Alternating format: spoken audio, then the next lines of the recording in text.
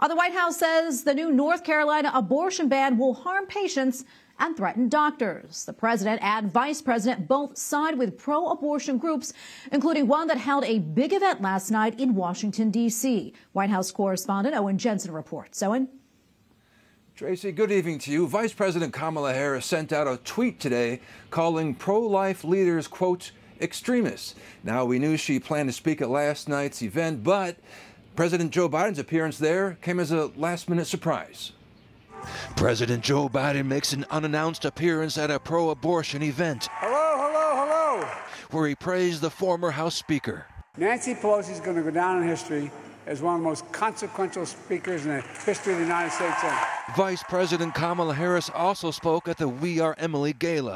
So Emily's List, again, I will ask you, stand if you are in the fight for the right of all people to express their vote through their voice. White House Press Secretary Karine Jean-Pierre pushes the administration's pro-abortion stance too, calling a new pro-life law in North Carolina a dangerous bill that is out of touch with the majority of North Carolinians and will make it even more difficult for women to get the reproductive health care they need.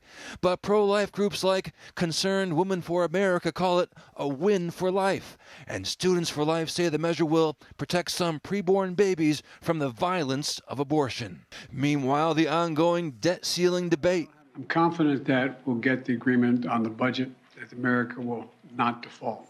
Before he left for the G7 and cutting short his upcoming overseas trip in hopes of closing out a deal with Republicans, the president went before the cameras. Every leader in the room understands the consequences if we fail to pay our bills. Also today, President Biden honors heroes from across the country who saved lives and in some cases gave their lives in protecting the public with the Medal of Valor, the nation's highest honor for bravery by a public safety officer.